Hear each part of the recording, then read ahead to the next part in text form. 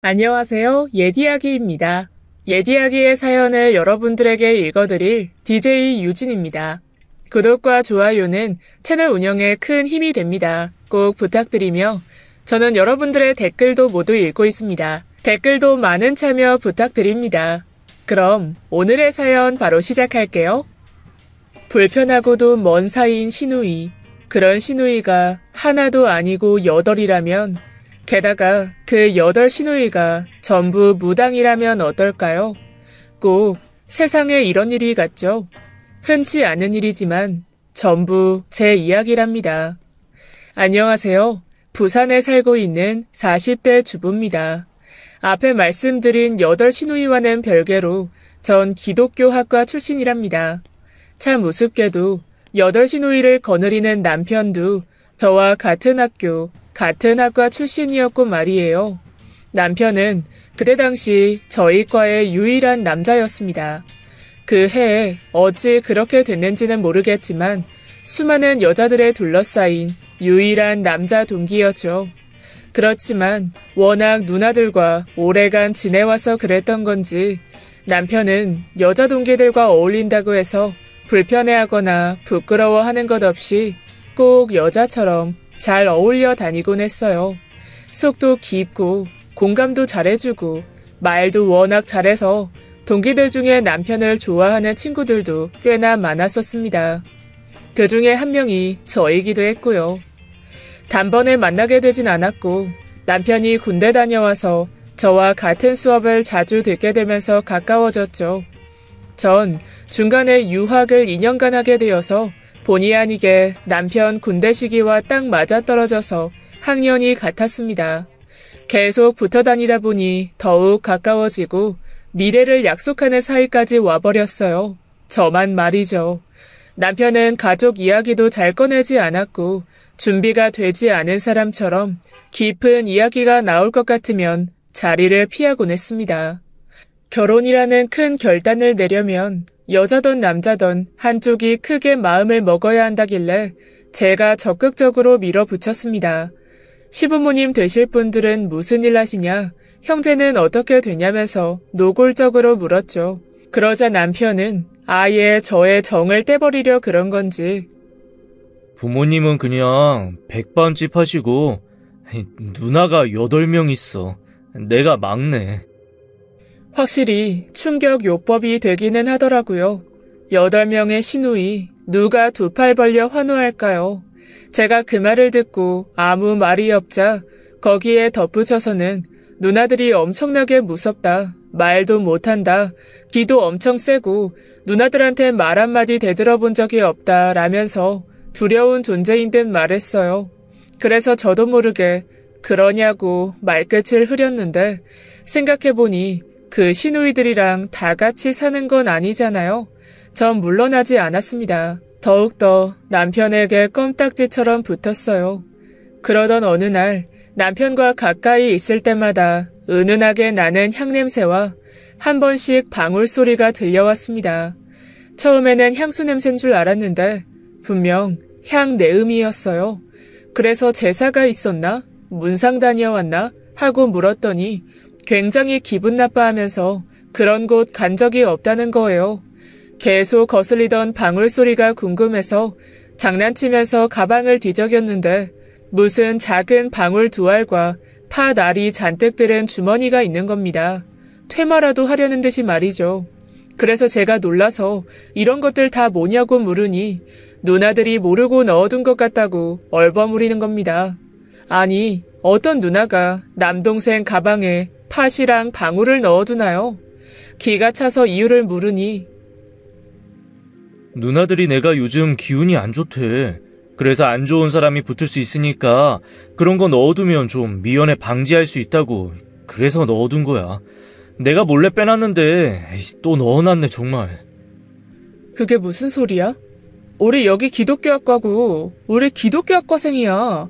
이런 거 다 미신 아니야? 자기가 생각해도 어이가 없었는지 그저 파달과 방울을 다시 챙겨 넣으면서 갖은 짜증을 다 냈습니다. 그러면서 하는 말이 제가 태어난 날이랑 시간이랑 다 알려달라는 거예요. 누나들이 알려달라고 했다면서 말이죠. 저는 궁합이라도 보시려나 싶어서 이때다 하고 넙죽 알려주었습니다. 그런데 궁합을 본 게 아니었는지 그 뒤로 남편은 절 더 멀리 했어요. 원래 수업 들을 때 바로 옆자리에 앉아서 듣는데 일부러 멀찍한 데 떨어져서 앉거나 밥도 같이 안 먹고 피하는 거예요. 그래서 도망치듯 다니길래 잡아채서 물었습니다. 왜 자꾸 피하는 거냐고 말이에요. 그랬더니 하는 말이 무조건 300일간 거리를 둬야 한다는 겁니다. 그걸 어기면 큰일 난다면서 말이죠. 그 말만을 하고는 저와 같이 듣는 수업까지도 다 바꿔서는 정말 없는 사람처럼 지냈어요. 말이 기독교학과지 무슨 미신맹신하는 애인가 싶어서 저도 슬슬 지쳐가더라고요. 그런데 2년이 되려고 그런 건지 어쩐 건지 안 보니까 더 생각나고 보고 싶은 거예요. 그래서 저만 먼발치 서보고 편지도 몰래 보내고 쪽지도 보내고 가방에 간식도 넣어놓고 가고 그랬어요. 무슨 좋아하는 연예인한테 그러는 것처럼 말이죠. 친구들 말로는 밀당하는 것 같다고 했는데 누가 밀당을 밀당하나요? 거의 내치다시피 그랬는걸요. 그렇게 지내다가 혼자 지내는 제가 안쓰러웠는지 친구가 다른 학교 남자를 소개해주겠다면서 미팅 장소에 나오라고 했습니다. 그래서 보란듯이 나가야겠다 하고 서두르는데 버스 정류장에서 남편과 똑같은 향이 나는 여자가 휙 지나갔고 제가 그 향을 느낄 때쯤 그 여자도 절 바로 바라봤습니다. 서로가 서로를 바라보다가 그 여자가 제게 먼저 말을 걸었어요. 혹시 우리 미니 알아요? 80년생 12시 태생 김은진 씨죠? 그리곤 바로 제 태어난 날과 생년월일을 말씀하시는데 소름이 싹 돋았습니다. 그 여자분은 굉장히 예쁜 얼굴이었는데 조금 무서운 듯한 인상이었어요. 뭐랄까, 예쁜데 다가가기 너무 차가운 인상이라서 자연스레 거리를 두게 되는 그런 사람이요. 남편의 누나, 저의 시누이와의 첫 만남이었습니다. 막내 시누이였어요. 남편의 바로 위 8번째 누나요.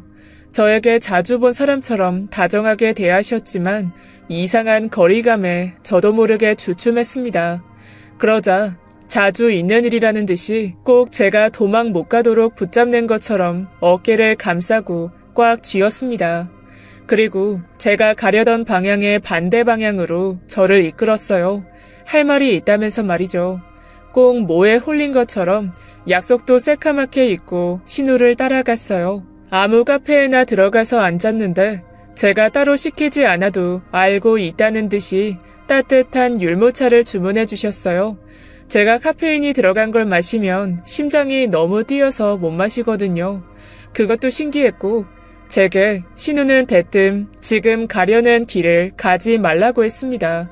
친구가 마련해준 미팅을 가게 되면 남편과는 영영 남이라면서 말이죠. 그래서 눈을 동그랗게 뜨고 고개를 갸웃하니 5일만 기다려달라는 말만 남기시고는 먼저 나가셨어요. 도대체가 하나부터 10까지 다 무슨 말인지 모르겠지만 소개팅에 많이 늦어버리기도 했고 신우가 카페에서 나서자마자 비가 억수로 쏟아져서 영영 그 자리에 가질 못했습니다.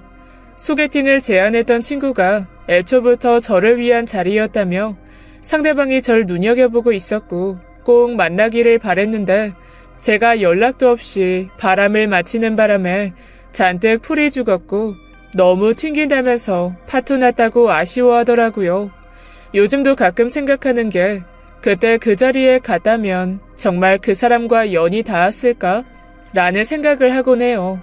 그리고 그렇게 어영부영 5일이 더 지나간지도 모른 채 여느 날처럼 집 밖으로 나서는데 아침부터 남편이 저희 집 문 앞으로 왔어요. 약속도 없이 그저 오랜만에 만난다면서 말이죠.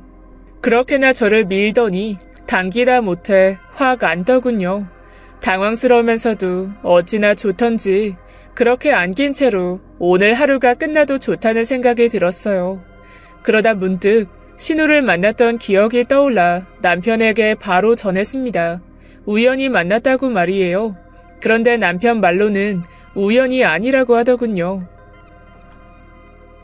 누나가 작정하고 만나러 간 거야. 꼭 만나야 될 것 같다고 하더라고. 그날이 내 인생에서 제일 중요한 변곡점인 날이나라 뭐라나. 그래서 내가 학교에 있을 거라고 했어. 알고 보니 막내 신우는 절 만나러 온 거였더라고요. 제가 조금이라도 서둘렀다면 못 마주칠 뻔했지만 그런 게 우연인 건지 운명이었던 건지 말입니다. 그러면서 남편은 신우들이 저의 사주가 참 좋다고 했다면서 적극 지원한다고 했다는 거예요. 아무래도 막내 신우가 날 정말 좋게 봤구나. 내가 그때 실수한 건 없었나? 하고 되뇌어 봤습니다. 그런데 딱히 잘 보인 것도 없었는데 신기했어요. 이때부터 남편과 결혼을 전제로 더 적극적으로 만남을 가졌고 남편도 이전과는 달리 저에게 더 다정하게 잘 챙겨주었습니다. 이렇게 좀 더 지내다가 취업 확정이 되면 결혼해야겠다고 생각했어요. 그런데 이전에는 몰랐는데 남편에게 특이한 점들이 눈에 띄기 시작했어요. 언급하기도 애매하기는 한데 대학생 신부님에도 늘 지갑에 현금이 두둑했어요.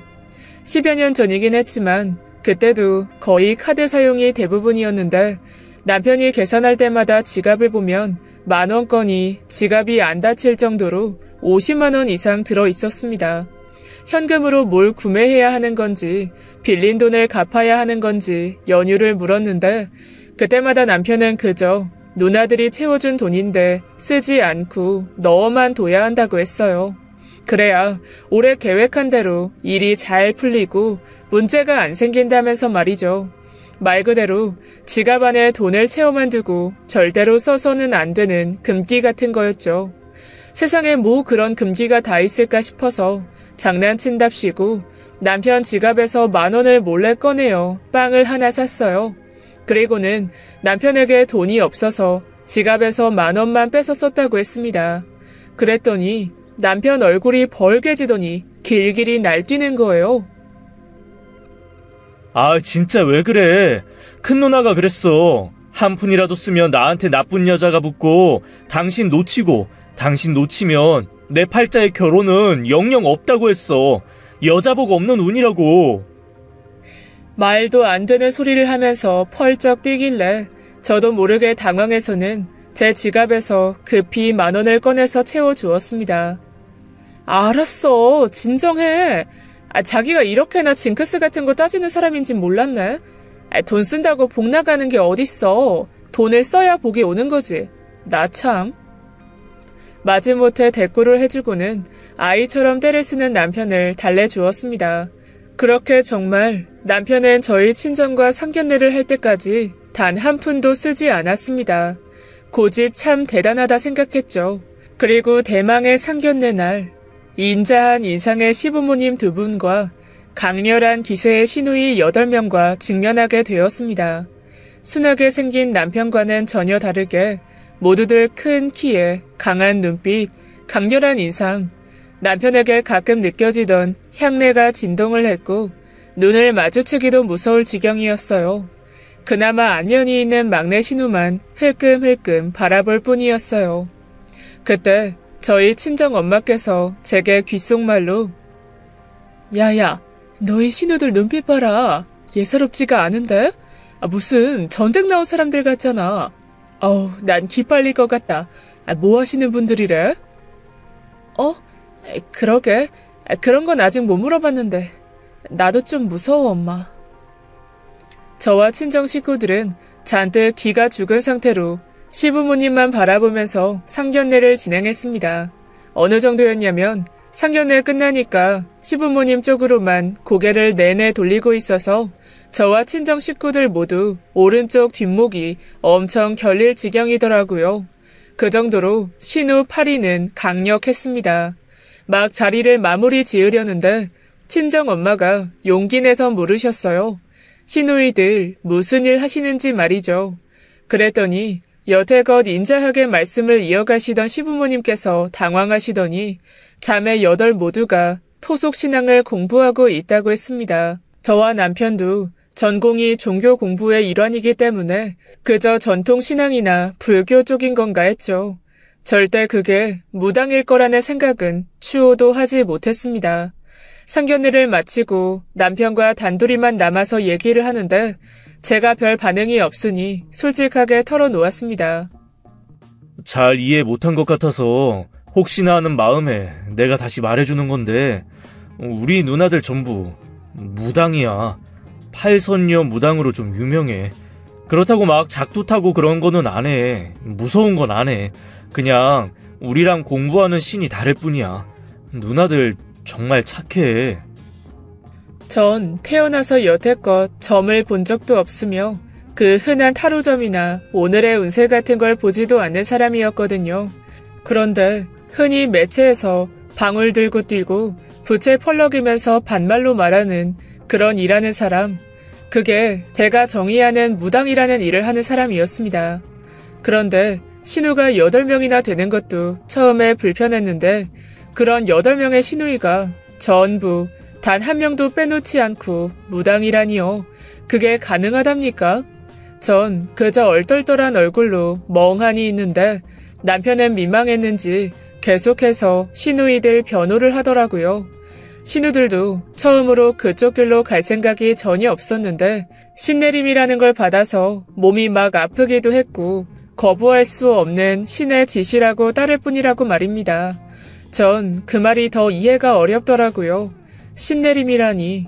그럼 신우들이 신의 빙의라도 됐다는 건지 더 무서워졌어요. 그러면서 제가 미동도 없으니 마지막으로 남편이 꺼낸 카드는 신우들이랑 자주 만날 일이 없다라는 거였습니다.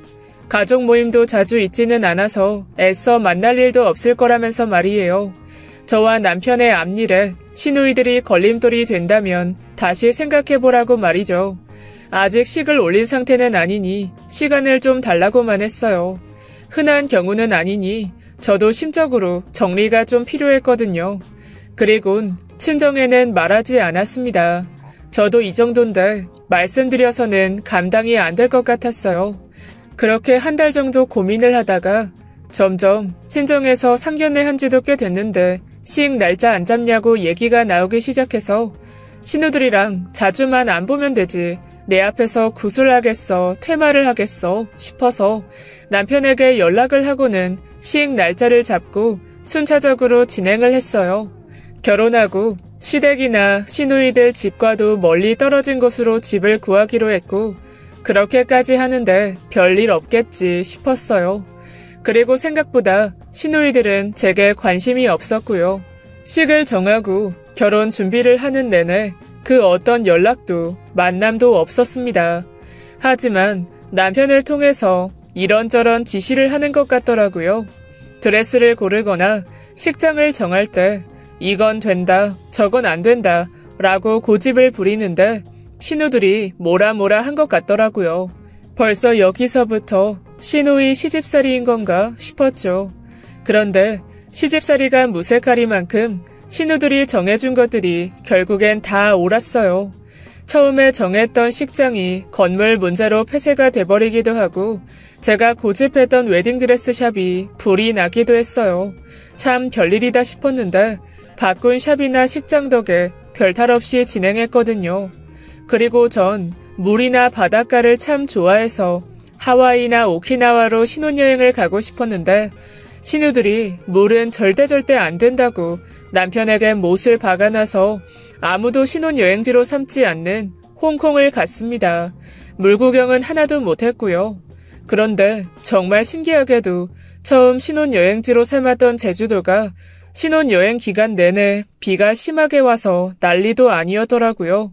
이것 또한 신우 덕에 온전히 신혼여행을 잘 보냈습니다. 이래서 여자 말, 누나 말 들어서 나쁠 것 없다고들 하는 건가 싶었죠. 결혼하고 한참 지나서 신우들이 몇 번씩 보자고 한 적이 있었는데 저도 모르게 이런저런 핑계를 대면서 피했어요. 완전 티나게 말이죠. 밥 한 번 먹어야 하지 않겠니? 만나서 차나 한잔 하자 하셨는데 그때마다 연락을 무시하거나 일이 바쁘다, 어디가 아프다 라고 했어요. 너무 그러다 보니 점점 연락이 안 오더라고요. 남편이 퇴근하고 집에 들어와서는 시누이들 이야기를 꺼내는데 저도 모르게 거짓말한 거 들켰나 하고는 눈치를 보고 있었어요. 남편이 하는 말이 누나가 당신 차 조심하라던데 간밤에 안 좋은 꿈을 꿨다나 뭐라나. 조심해서 나쁠 건 없으니까 차 잘 보고 당신은 조금해서 잘 안 보이니까 더 조심해야 돼. 알았지? 무슨 애도 아니고 그런 걱정들을 하시나 했어요. 누구나 외출할 때 차 조심하고 라는 말 많이 하니까 그저 그냥 하는 말인 줄 알았습니다. 그런데 그 말을 전해 듣고 이튿날 멀쩡하게 서 있던 차가 차량 이상으로 급발진을 하면서 횡단보도에서 저만, 다른 사람들도 있었는데 저 혼자만 그 차에 치였어요. 크게 다치지는 않았지만 다치는 그 순간에도 신우이들 말이 번쩍하고 스치는 거 있죠. 진짜 신우들이 신기가 있는 건가 하고 더 무서워졌어요. 참 특이한 조합이지만 시부모님께서는 기독교 신자이시거든요. 그래서 주말에는 교회에서 만나 뵙기도 하고 같이 종교 말씀 공유하고 그러는데 신우들이 무당이니 시부모님들이나 저나 남편은 은근히 신우들 이야기를 안 꺼내요. 싫어서라기보다는 할 말이 없어서요. 그냥 단순히 시부모님 뵈러 시댁에 가보고 싶어도 둘째, 셋째 신우가 같이 살고 있는 바람에 일부러라도 안 가요. 그래서 그저 죄송할 따름이죠. 교회에서 한 번씩 뵐 때면 같이 식사를 하거나 안부를 묻거나 합니다. 시부모님께서도 은근 눈치를 채신 건지 집에 왜 안 와보는지 묻지도 않으세요. 그래도 결혼하고 시댁에 단 한 번도 안 가봐서 큰 맘 먹고 방문했습니다. 남편 말로는 신우들이 낮에는 점집에 있어서 집에 없을 거라고 말해 주었거든요. 그래서 안심하고 찾아갔죠. 그런데 꼭 절 기다리고 있었다는 듯이 떡하니 앉아서는 절 맞이하는 겁니다. 그러면 안 되는 건데 저도 모르게 시댁에 들어서면서 막 경기 일으키면서 놀랬어요. 호랑이라도 본 것처럼 말이죠. 들고 왔던 과일들도 다 떨구고 볼썽사납게 말이에요. 저의 그런 태도에도 불구하고 신우들은 태연하게 제가 떨군 과일들을 주워 담아주면서 제게 잘 왔다고 환대해 주었어요. 전 어색해하면서도 거리를 두면서 눈치를 봤죠. 신우들은 과일을 깎아주면서 조심스레 이야기를 꺼냈어요. 꼭 겁에 질린 저를 달래주는 듯이 말이죠. 있잖아. 우리는 그저 선택받은 사람들이라고 생각하면 돼. 거스르지 않고 그냥 받아들인 거지. 그리고 놀라지 말고 들어. 우리 민희도 선택받은 사람이었어. 그런데 적어도 우리 민희는 이 길로 안 갔으면 싶어서 우리가 온몸으로 막았지. 다른 신을 믿으면 거부할 수 있다고 해서 운동 좋아하는 애를 꾸역꾸역 신학과로 보내게 됐어. 거기 가서 올케를 만나기도 했고 민희를 지키려고 8째가 2명의 신을 모시고 있어. 그 정도야 우리가 막내를 생각하는 게. 올케가 우릴 무서워하고 멀리하는 것까진 좋아. 이해할 수 있어. 그래도 너무 싫어하지는 말아줘. 나도 그렇고 우리 자매들 모두 올케랑 민희가 만나길 바래왔던 사람이니까. 알았지? 제가 너무 온몸으로 티를 냈는지 시누이들이 대놓고 미워하지 말아달라고 하는데 너무 미안해지더라고요. 게다가 남편도 무당의 길로 갈 뻔했는데 신우들이 막아주었다니 한편으로는 너무 고맙기도 하고 말이죠. 전 거의 죄인처럼 무릎을 꿇고 한참을 듣다가 시부모님이 들어오시고서야 굳어버린 저린 다리를 펴고 집으로 돌아왔습니다. 그리고는 남편에게 오늘 들었던 이런저런 이야기들을 늘어놓았죠.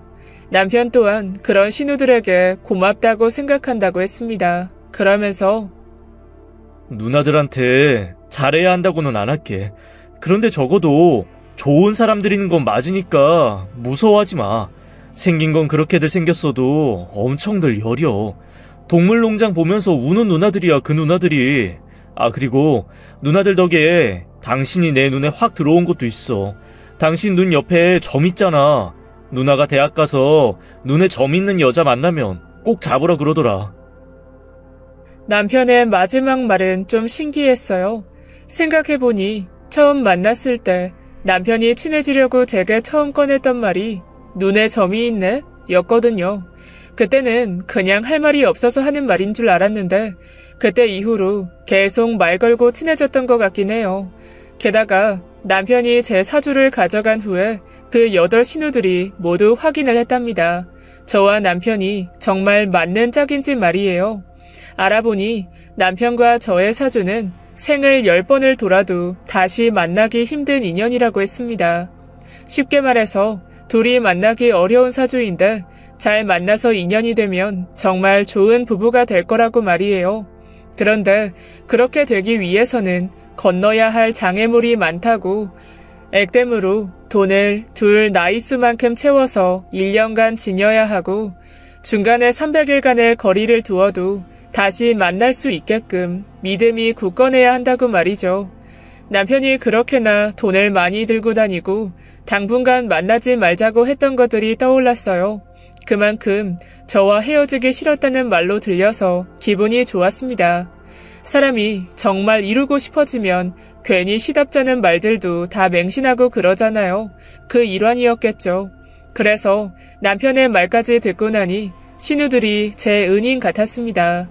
조심하라고 일러준 것들로 제가 곤란한 일들을 방어하기도 했고 말을 듣지 않아서 교통사고를 당하긴 했지만 나름 신경 쓰여서 조심은 한 덕에 덜 다치기는 했으니까 말이에요. 전 그런 신우들에 대한 오해를 씻었으니 보은이라도 해야 하나 싶어서 궁리를 하다가 제가 해드릴 수 있는 게 요리뿐이라 그나마 제일 잘하는 김치를 담가주어야겠다 싶었어요. 그래서 배추도 80포기나 사서는 신우들 수에 맞춰서 10포기씩 줘야겠다고 호기롭게 일을 벌였습니다. 남편에게는 미리 말하지 말라고 몰래 해서 갖다 드릴 거라고 했는데 확실히 신기가 있는 분들이라 그런 건지 제가 김장을 해야겠다는 마음먹은 순간부터 이상하게 연락을 계속 하시는 거예요. 별일 없냐면서 말입니다. 꿈에서 제가 나왔는데 피바다였다고 어딜 가나 꼭 몸조심하고 초행길은 가지 말고 조심 또 조심하라면서 말이죠. 김장을 마음먹은 게 일주일간 연차를 내기도 했고 휴가 기간이랑 겹쳐서 밖에 외출할 일이 없으니 신우의 걱정에 진짜 집에서 김치나 담가야겠다 했어요. 그런데 다진 양념을 만들려고 이것저것 넣고 믹서기를 돌리려는데 그날따라 왜 이리도 뻑뻑한지 버튼을 눌러도 안 되고 아무리 용을 써도 안 되길래 콘센트도 다른 데 꽂아보기도 하고 내용물을 꺼냈다가 다시 넣었다가 난리도 아니었죠. 그러던 와중에 갑자기 정상 작동을 시작하는데 문제는 뚜껑이 열려 있었습니다. 배추에 다대기를 발라야 하는데 온 사방에 다대기를 다 쳐발라서 집안이 온통 핏빛이었어요. 난리도 그런 난리가 없었습니다. 하얀색 벽지였는데 다대기 피칠갑을 하고 제 온몸에도 튀고 학살 현장이나 다름없었죠. 이걸 어떻게 수습을 해야 하나 따가운 눈을 겨우 뜨는데 눈앞에 남편이 절 보고 있더라고요. 안심이라는 듯이 웃으면서 말이죠. 누나들이 당신 전화 안 받는다고 오늘 꿈자리도 뒤숭숭하고 감이 안 좋다고 집에 빨리 가보라길래 막 뛰어왔는데 정말 난리도 아니네. 10년 감수했네. 큰 사고라도 난 줄 알고. 집안 꼴이 난리도 아닌데 이상하게도 남편은 되려 안심을 하더라고요. 안 다친 거면 된 거라면서 청소 업체를 부르고 저는 연차와 휴가 기간 내내 벽지를 발라야 했어요. 어찌 되었건 신우들의 예견은 맞아 떨어진 거죠. 꿈에서 제가 자꾸 피칠갑을 하고 있는 게 보였다니 하고 많은 일 중 그게 믹서기에 터져서 김치 다대기 뒤집어 쓴 거였다니요. 본의 아니게 우여곡절은 많았지만 처음 계획한 대로 김장은 무사히 끝냈고 신우들에게 한 통씩 김치를 전해드렸습니다. 한 분 한 분께 김치를 드릴 때마다 덕담 한마디씩을 복채 없이도 주시더라고요. 옳게 이번에는 돈 거래 조심해야 한다. 사업하면 안 된다. 사고수가 많이 깨어있으니까 외출을 삼가해. 등등 말이에요. 늘 해주시는 말씀이신지라 이번에는 가볍게 듣지 않고 명심했죠. 그렇게 든든한 시누이들의 지침들 하에 별일 없이 지내고 있었는데 학교 다닐 때부터 점이나 운세에 유독 관심이 많았던 친구가 제 사정을 모른 채로 타로점을 보러 가자고 졸라댔습니다. 이전과는 다르게 뭐랄까요? 집에 옷이 많이 쌓여 있는데 옷을 사는 기분? 아니면 집에 한식 대가가 8명이나 있는데 백반집에 간 기분이랄까요? 여하튼 오랜만에 만난 친구 소원도 들어줄 겸 같이 동행하게 되었습니다. 카드를 펼치고 친구의 이런저런 소원이나 점들을 봐주시는데 자꾸만 타로점을 봐주시는 분이 제 눈치를 흘끔흘끔 보시는 거예요. 점 같은 거 절대 안 믿는 저지만 괜히 속내를 보인 듯한 느낌이 들어서 괜히 의식이 되더라고요. 친구 점을 다 본 후에 친구는 10,000원짜리 한 장을 더 내면서 제 운세도 봐달라고 했습니다. 꼭 기다렸다는 듯이 타로점 봐주시는 분께서 빨리 카드를 고르라고 재촉하시는데 진짜 아무 카드나 막 꺼냈어요.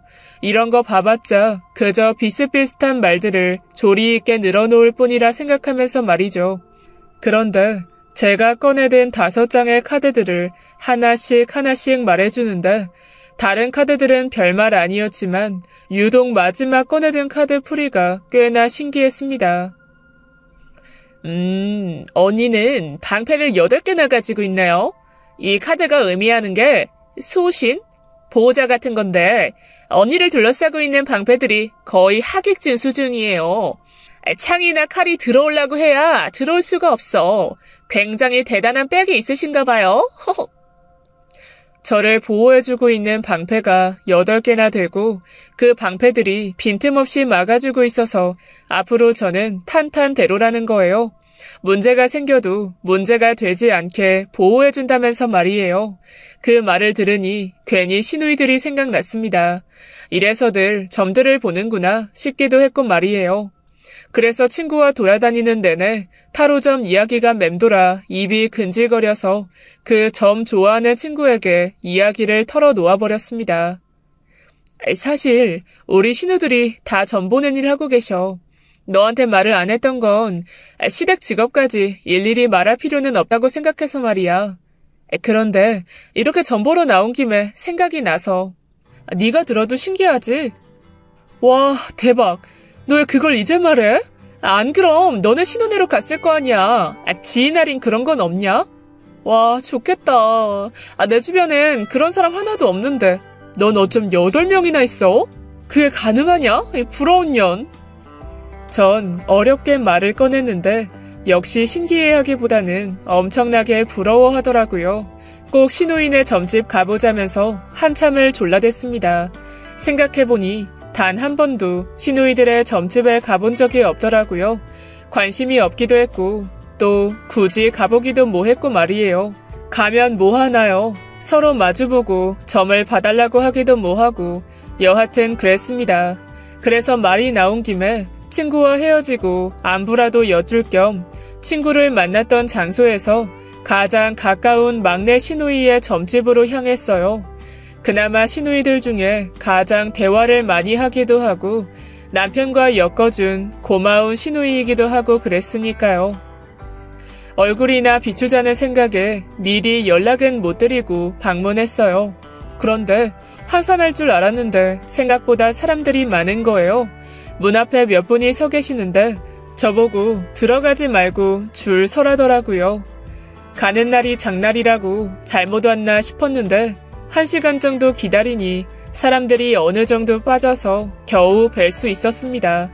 막내 신우는 저를 보더니 굉장히 반가워하더라고요. 어떻게 어려운 걸 했냐면서 말이죠.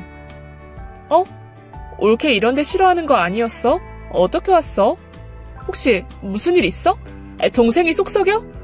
아니에요. 근처에 볼 일이 있어서 지나가는 길에 얼굴이나 뵈려고 들렸어요. 많이 바쁘신 것 같은데 제가 괜히 온 건 아니에요? 괜한 걱정 말라면서 어서와 앉으라고 두툼한 비단 방석을 깔아주셨습니다. 그러면서 이런저런 근황 이야기를 하던 중에 막내 신우는 무당이 되기 너무 싫었다고 하더라고요.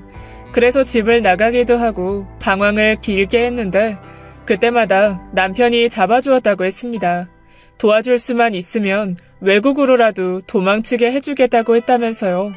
그래서 의지가 많이 되는 동생이라고 남편 칭찬을 해주셨어요.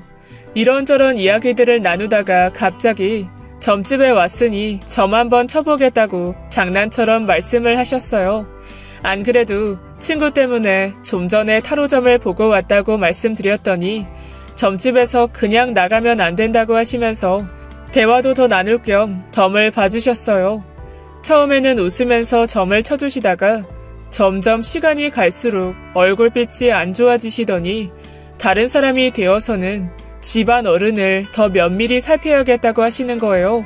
눈을 가늘게 뜨시면서 방금 전 웃는 얼굴과는 180도 다른 표정으로 매우 단호하면서 엄하게 말씀하셨습니다. 제 윗대에 안 좋은 일이 생길 것 같다면서 연락도 자주 드리고 신경 쓰라고 하시더라고요.